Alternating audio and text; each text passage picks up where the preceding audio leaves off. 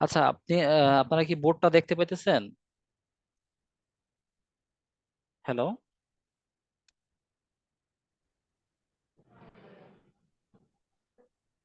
আচ্ছা।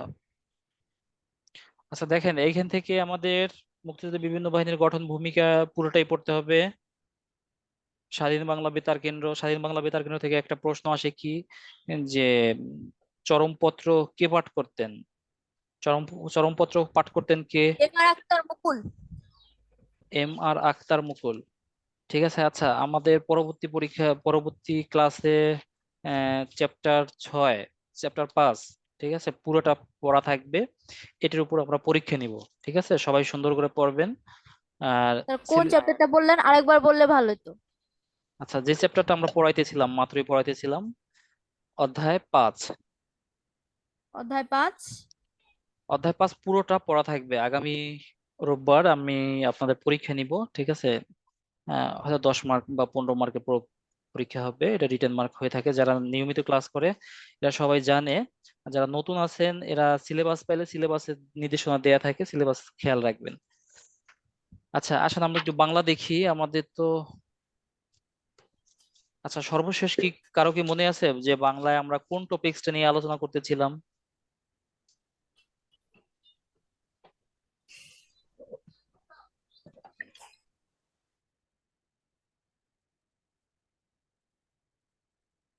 কি ছিল?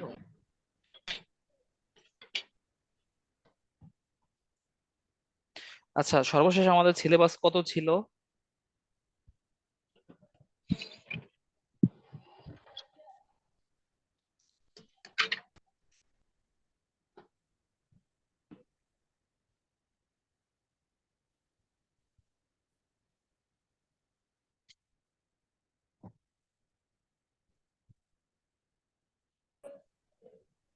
আচ্ছা, সিলেবাসটা আমরা নতুন করে আবার দিয়ে দিব।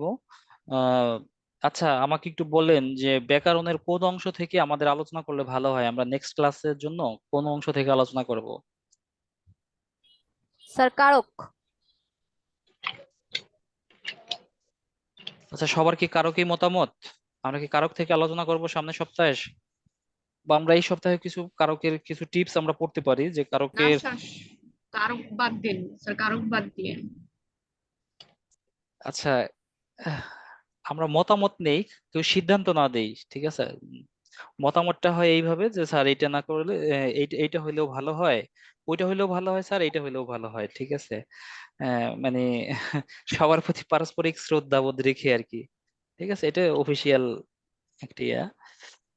যাই হোক, আমরা কারক পড়বো, সমাস পড়বো, আমরা সব পড়বো। ঠিক আছে, কারণ আমাদের সিলেবাস গুলো কি হয়, চক্রাকারে ঘুরতে থাকে। আহ, আমরা সবই পড়বো। আহ, আচ্ছা, আর কারো কোনো বিষয় আছে? যে আচ্ছা, আমাদের পুরাতন যারা আছি তাদের মতামতটা একটু শুনি।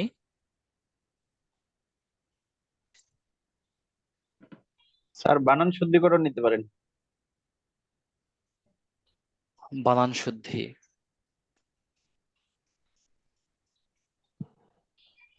আচ্ছা।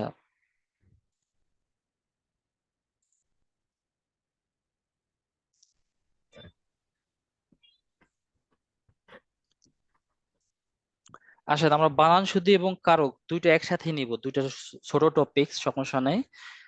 কারক থেকে আমরা একটু বলি যে উম, কারকে আমাদের প্রথমে কি পড়তে হয়, কারক কারক নির্ণয় করতে গেলে আমরা কোথায় কোথায় সমস্যায় পড়ি এবং কোন ভুল কোন ভুলগুলো আমরা পুনরাবৃত্তি করি, মানে একই ভুল আমরা বারবার করতে থাকি।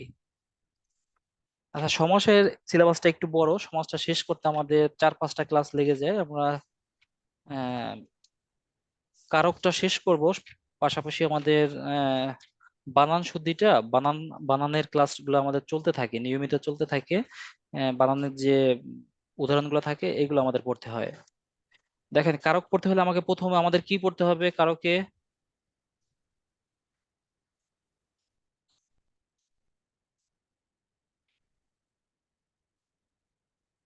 বিভক্তি। আচ্ছা, যারা প্রেজেন্ট আছে তারা কি বিভক্তি জানি সবাই? কোনটা কোন বিভক্তি?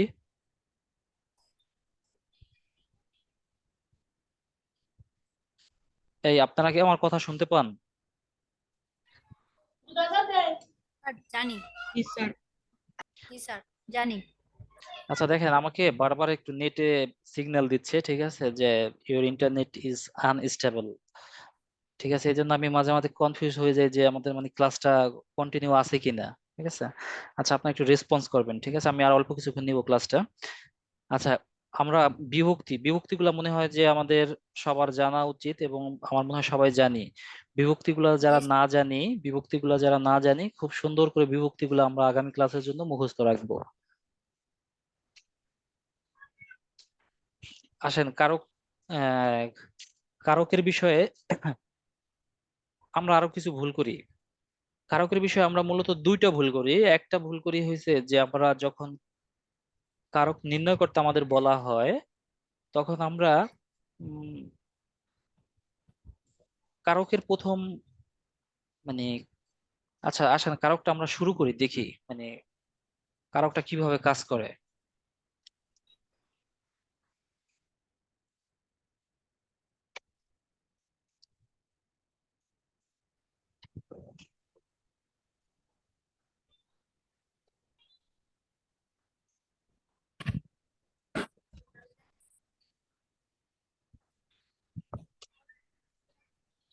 আচ্ছা 1 মিনিট একটু সময় দিবেন, 1 মিনিট।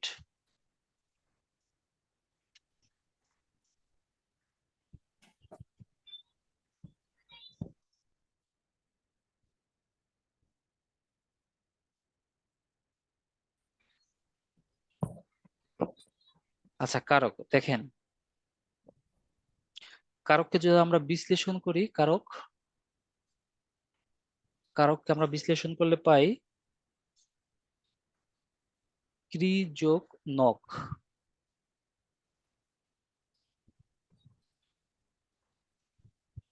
ক্রি যোগ নক, এটা যদি আমরা বিশ্লেষণ করি তাহলে কারক পাওয়া যায়। ক্রি শব্দের অর্থ ক্রিয়া, আর নক শব্দের অর্থ সম্পর্ক।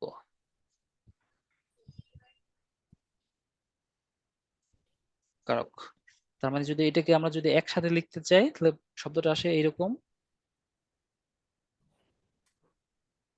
আমি তো হোয়াইট বোর্ড দেখতে পারতেছি না। স্যার, আমিও হোয়াইট বোর্ড দেখতে পারতেছি না। জি স্যার, ইয়ে, দেখা যায় না তো হোয়াইট বোর্ড। আচ্ছা আমি দেখেন আপনাদের কিন্তু আমি শুরুতেই বলছি, ঠিক আছে, যে আপনারা মানে যখন চলে গেছে এরপরে আমি আপনাদের জিজ্ঞেস করছি যে আপনারা দেখতে পান কিনা। হ্যাঁ স্যার, তখন তো আমরা বলছিলাম স্যার দেখা যাচ্ছে না। স্যার, দেখা যাচ্ছে না হোয়াইট বোর্ডটা যেটাতে লিখতেছে।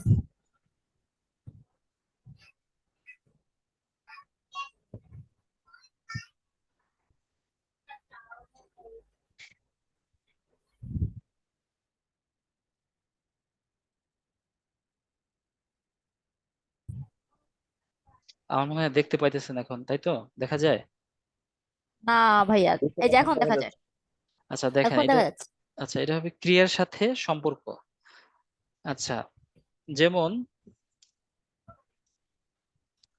আহ আপনাকে একটা উদাহরণ দিল যে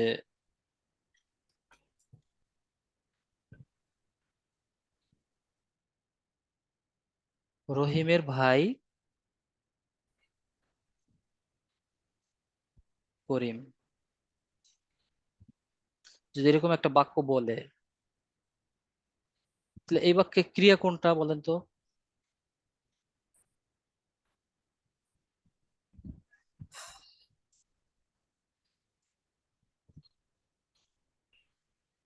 রহিম। আচ্ছা ক্রিয়া শব্দের অর্থ কি বলেন তো? ক্রিয়ার আর একটা শব্দ আছে, আর একটা অর্থ আছে, নাম আছে আর একটা, কাজ স্যার। কাজ। কাজ।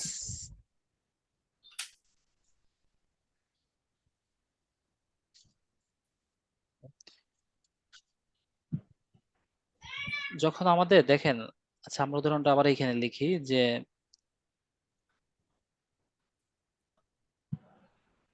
আমি ও করিম প্রতিদিন বল খেলি। আমি ও করিম প্রতিদিন বল খেলি,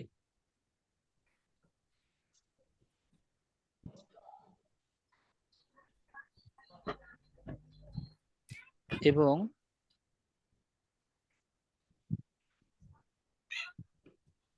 একসাথে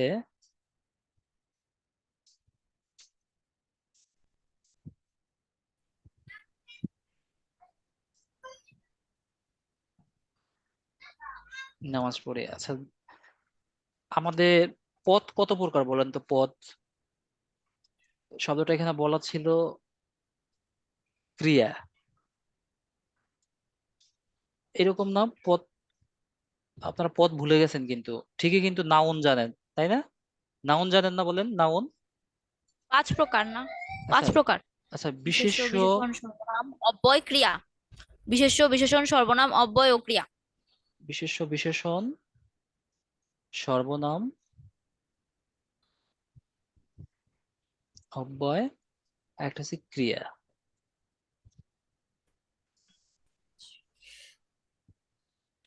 আচ্ছা, এই এই বাক্যের সাথে যদি মনে করেন আমরা একটা আহ শব্দ জুড়ে দিলাম যে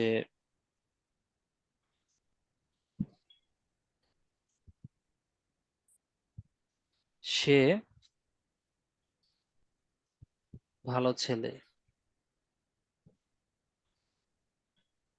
আচ্ছা যাক, আর একটা ধরলাম, এটা একটা মানে পুরোপুরি সম্পূর্ণ বাক্য না। এখান থেকে মনে করলাম বিশেষ্য, বিশেষ্য বের করতে হবে, বিশেষণ বের করতে হবে, সর্বনাম, অব্যয়, ক্রিয়া। আচ্ছা আমাকে বলেন তো যে আমরা যদি এই বাক্যটা বলি, আমাদের কেন লাগতেছে এগুলো, আমি আপনাদের এই জন্য একটু বলতেছি। আপনি যত উদাহরণ দেখবেন যে সেই উদাহরণগুলোর ভিতরে এই যে যে 5 প্রকার আছে, আমাদের যে 5টা আছে, আমরা যদি নাম্বারিং করি। আচ্ছা আপনারা বিরক্ত হইতেছেন না তো? আমি একটু সময় নিতেছি। দেখেন আমি যদি বলি জি না যে স্যার।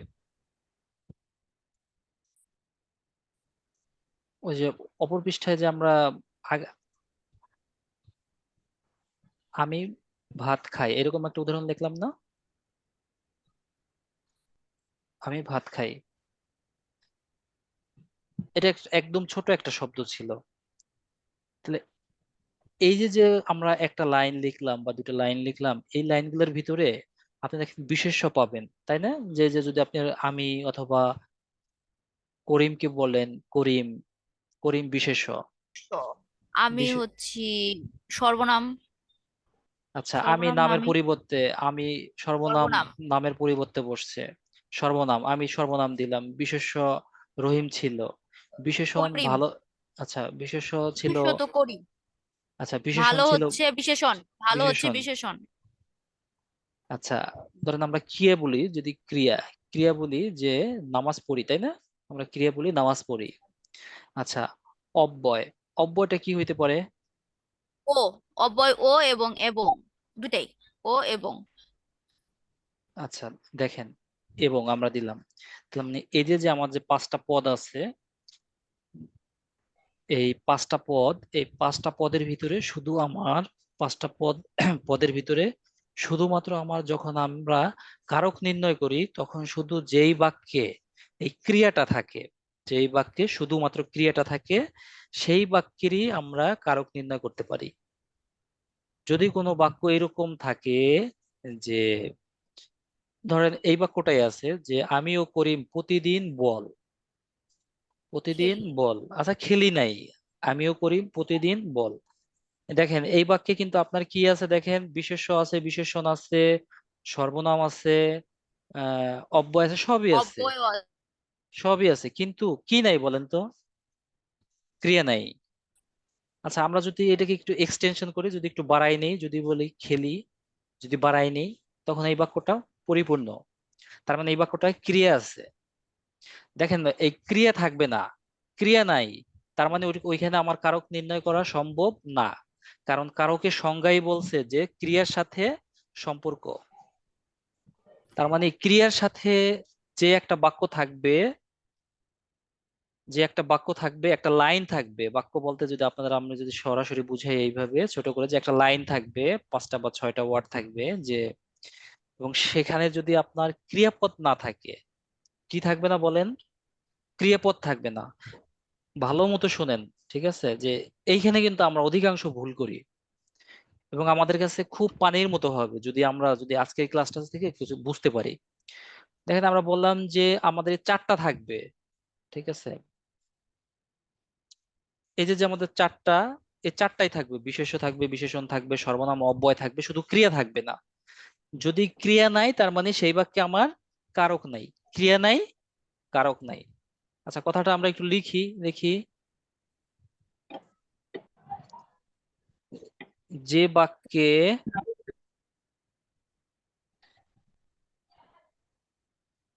ক্রিয়াপদ নেই সেই বাক্যে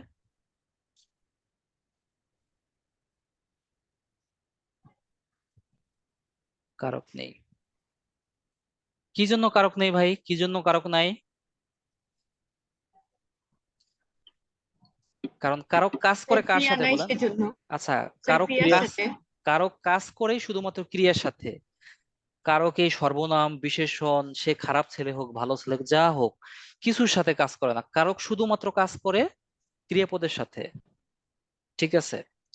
যখন আমি একটা বাক্য যখন আমি লিখি, যখন আমি এই যে একটা উদাহরণ দেই, তখন এই বাক্যে আমি কোন পদ, খাই কোন পদ, সরি আমি কোন পদ, ভাত কোন পদ, খাই কোন পদ, এগুলো আমার কিচ্ছু ম্যাটার করে না।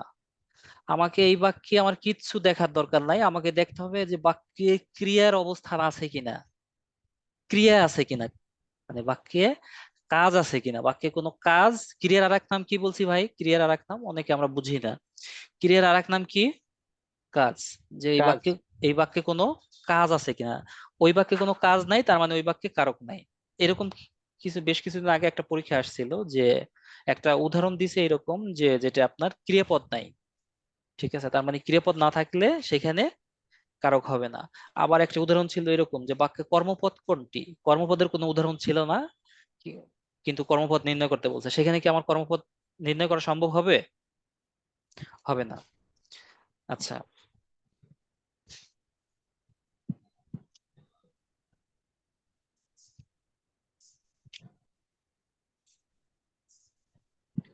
দেখেন আমরা যে যে বাক্যটা লিখলাম, বললাম যে আমি ভাত খাই। হ্যাঁ, আমরা আরেকটু এই পাশে নিয়ে আসি যে আমি ভাত খাই। এই বাক্যে ক্রিয়া কোনটা ভাই, কাজ কোনটা? কাজ কোনটা? আর খাই। খাই। আচ্ছা, যদি আর একটা বাক্য আমরা লিখি, সে ভাত খায় না।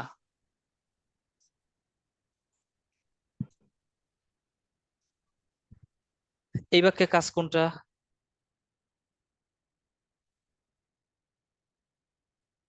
কিছুই করছে না ওই।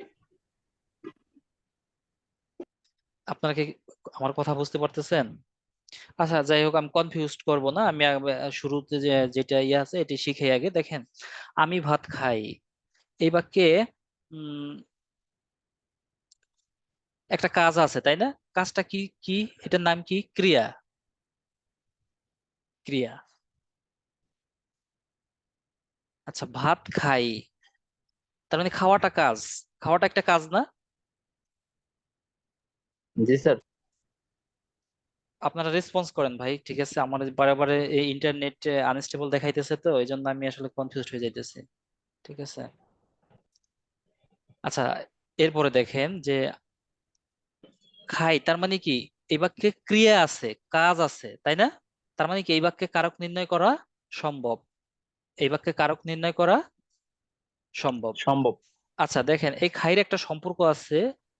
কারক নির্ণয় করার অর্থই কি? সম্পর্ক, তাই না? কারকের শব্দের অর্থ কি পাইলাম আমরা? ক্রিয়ার সাথে সম্পর্ক, তাই তো? সম্পর্ক।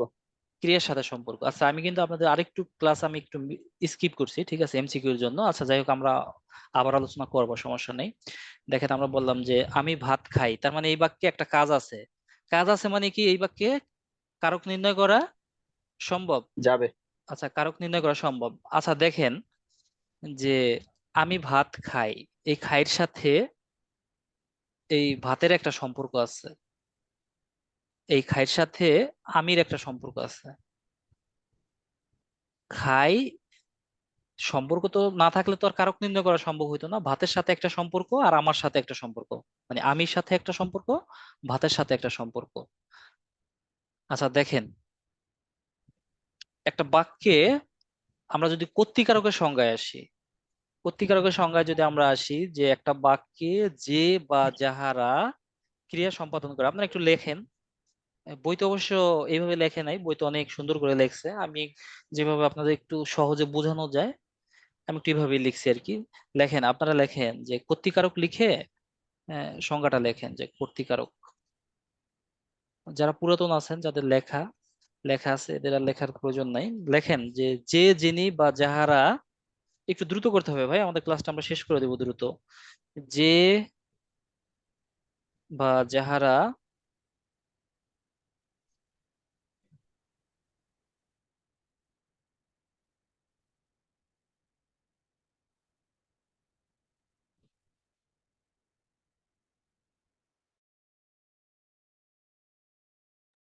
দেখেন যে যে যিনি বা যাহারা ক্রিয়া সম্পাদন করে, আমি কি লিখে দিব? যে যিনি বা যাহারা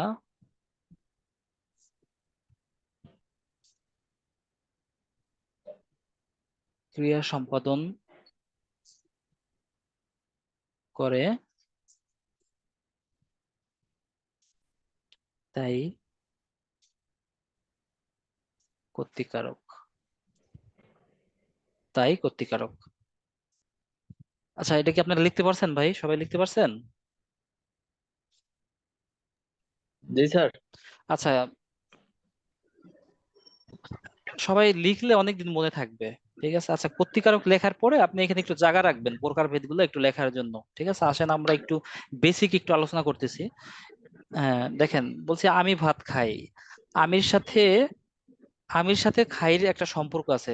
খাই অবশ্য যদি খাইর সাথে সম্পর্ক না থাকতো তাহলে তো আর কারক হইতো না। আবার ভাতের একটা সম্পর্ক আছে। আচ্ছা,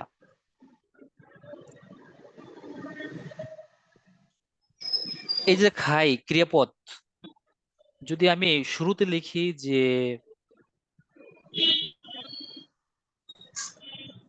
খাই ভাত আমি, অথবা যদি এরকম লিখি যে ভাত খাই আমি। আচ্ছা, তিনটা বাক্যে অর্থ কি ভিন্ন হয়েছে নাকি একই অর্থ দিছে?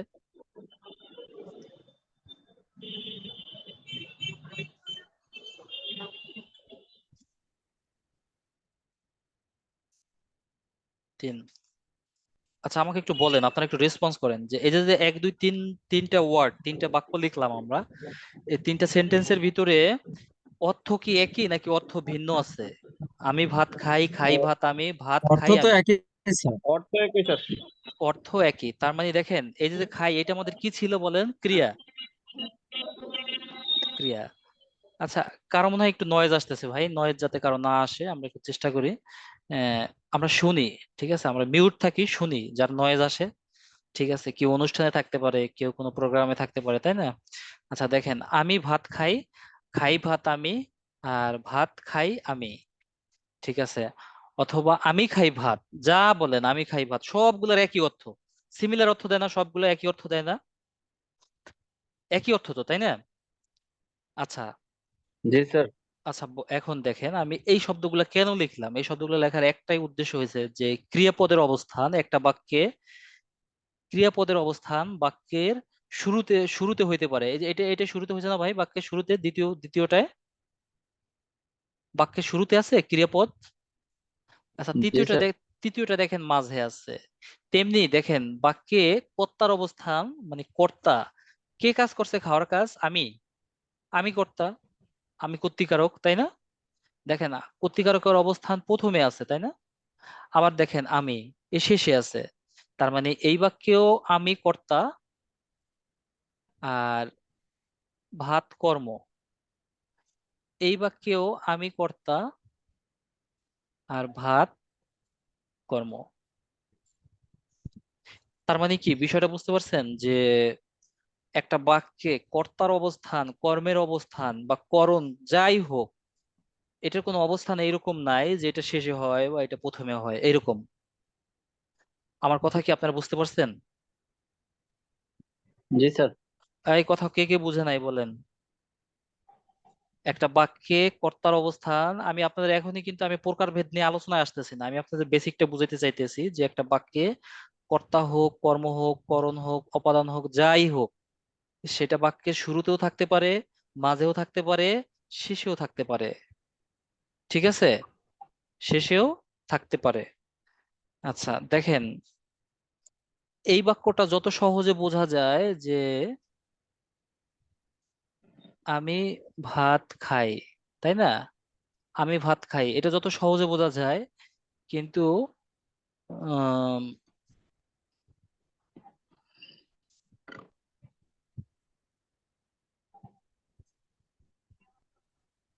না, শব্দটা এরকম হবে, আষাঢ় মাসে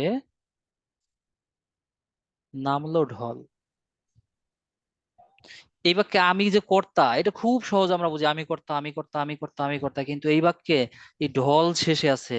নামলো ঢল, নামলো ঢল, নামলো ঢল, ঢল ঢল ক্রিয়া, ঢল কর্তা। এই বাক্যে আমি কর্তা, এই বাক্যে ঢল কর্তা।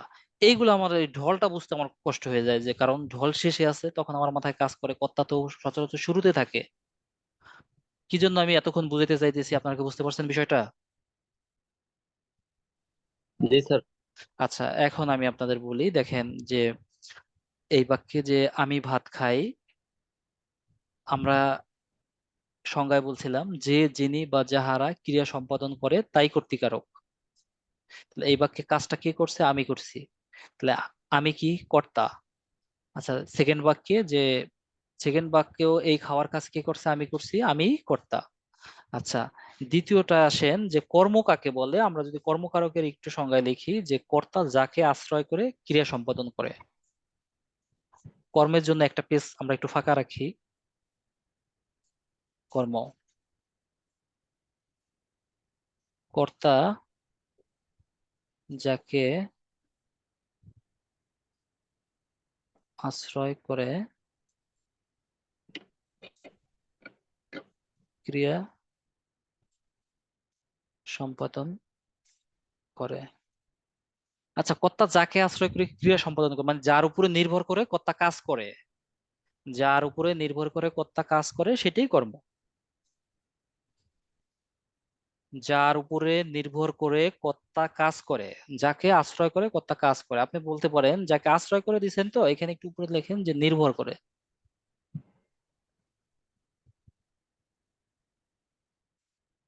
আচ্ছা, যাকে বা যার উপর নির্ভর করে কর্তা কাজ করে সেটাই কর্ম।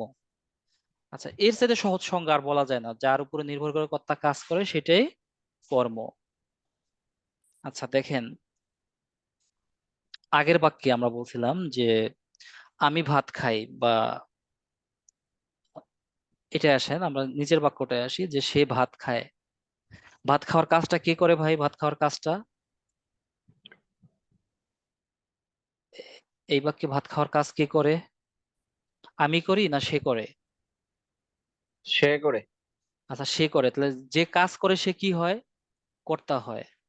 কর্তা। আচ্ছা তাহলে আমি কর্তা, খুব ভালোভাবে বুঝেন। আমি কি ভাই? কর্তা। আচ্ছা, জি। কর্তা যার উপরে নির্ভর করে কাজ করে সেটা হয় কর্ম। যার উপরে নির্ভর করে কাজ করে সে হয় কর্ম, বা যাকে আশ্রয় করে কাজ করে। এই কর্তা যে খাওয়ার কাজটা করছে, কার উপরে আশ্রয় করছে বা কার উপরে নির্ভর করছে? ভাতের উপরে নির্ভর করছে। জি স্যার। কর্তার কাজটা করছে ভাতের উপর নির্ভর করে। দেখেন আমি খুব বেসিক থেকে আলোচনা করতেছি। তাহলে কর্তা ভাত খাওয়ার কাজটা করতেছে কাকে আশ্রয় করে? খাওয়ার কাজটা করতেছে ভাতকে আশ্রয় করে, মানে ভাতের উপর নির্ভর করে কাজটা করতেছে। দেখেন, যদি আর খায় কি, আমার যদি বলে খায় কোন কোন কারক, যদি কেউ বলে খায় কোন কারক, তাহলে আপনি কি বলবেন? এই আমাদের প্রেজেন্ট সংখ্যা অনেক কমে যাইতেছে, দেখতেছি সময় আমাদের অনেক বেশি হয়ে গেছে। আচ্ছা বলেন, এই খায় এটা কোন কারক? খায় হয়েছে ভাই ক্রিয়াপদ, ক্রিয়াপদের কোনো কারক হয় না। ক্রিয়াপদ খায় ক্রিয়াপদ, ক্রিয়াপদের কোনো কারক হয় না, এটা কিন্তু মনে রাখতে হবে। হয় না। খায় ক্রিয়াপদ, ক্রিয়াপদের কোনো কারক হয় না। আচ্ছা দেখেন, আহ সে ভাত খায়, সে ভাত খায়, এই দুটো বাক্যকে যদি আমরা একটু একসাথে লিখতে যাই, সে খায়। আচ্ছা সে খায় না দিয়ে আমরা শব্দটা করি, আমরা বলি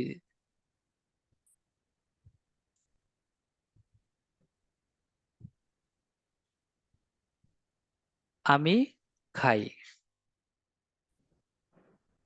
আর একটা ভাত খাই।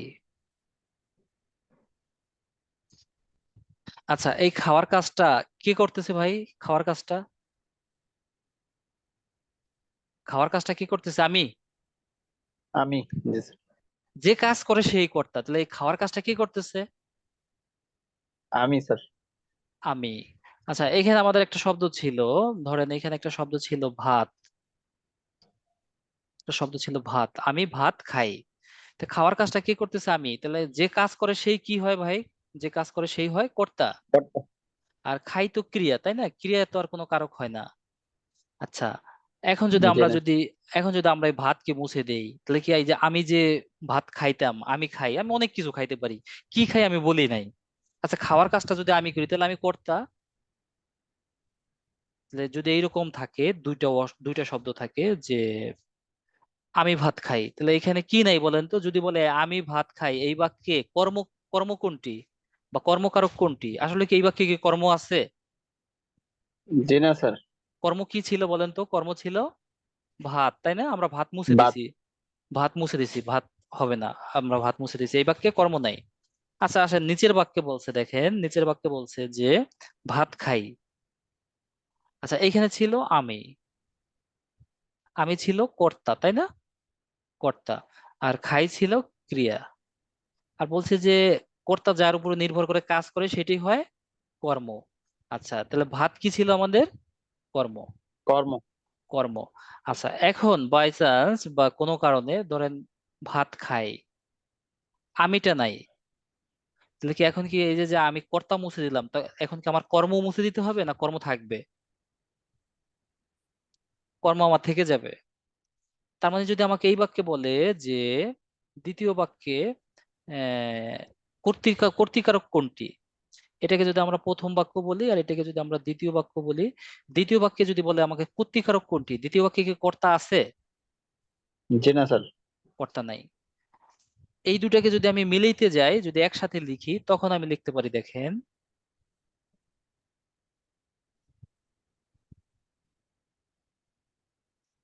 আমি ভাত খাই। যদি এই বাক্যে বলে, এই বাক্যে কর্তা আছে, এই বাক্যে কর্ম আছে, এই বাক্যে খাই ক্রিয়া। ক্রিয়া। আচ্ছা আমি কি বুঝাইতে চাইছি আপনারা কি বুঝতে পারছেন? একটা বাক্যে শুধু কর্তা থাকতে পারে, একটা বাক্যে শুধু কর্ম থাকতে পারে, একটা বাক্যে কর্ম নাও থাকতে পারে, কর্তা থাকতে পারে, একটা বাক্যে কর্ম থাকতে পারে, কর্তা নাও থাকতে পারে। কর্ম আছে কর্তা নাই, কর্তা আছে কর্ম নাই, দুইটা উভয়টাই হইতে পারে। এই ছিল আমার একটু বেসিক আলোচনা। আচ্ছা এতক্ষণ পর্যন্ত যতটুকু আলোচনা করেছি এইটুকু আপনারা বুঝতে পারছেন? জি স্যার। জি এই স্যার, বুঝছি স্যার।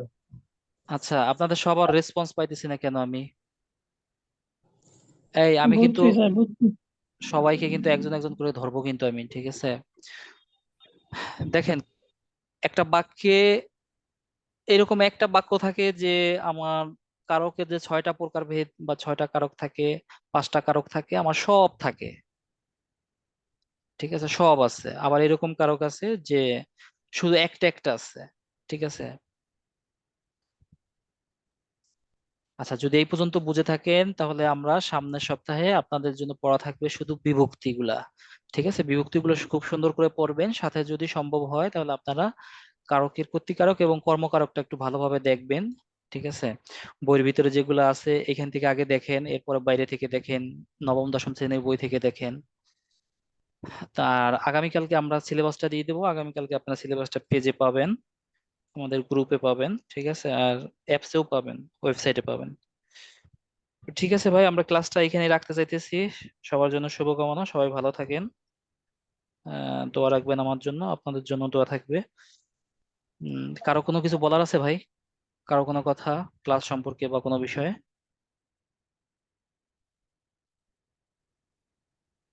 আচ্ছা ঠিক আছে, তাহলে আমরা আচ্ছা দেখি আমাদের মেসেজ।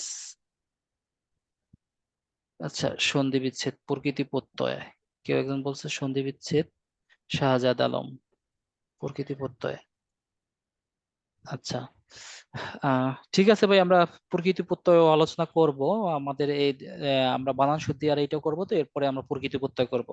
মনে করাই দিবেন যে এরপরে কোনটা আমরা করতে চাই। তো ঠিক আছে ভাই, সবার জন্য শুভকামনা, সবাই ভালো থাকেন। সবার জন্য দোয়া থাকবে, আমার জন্য দোয়া রাখবেন যাতে সুস্থ থাকি। ক্লাসটা রাখতেছি। ফি আমানিল্লাহ, আসসালামু আলাইকুম। ওকে, আসসালামু আলাইকুম স্যার।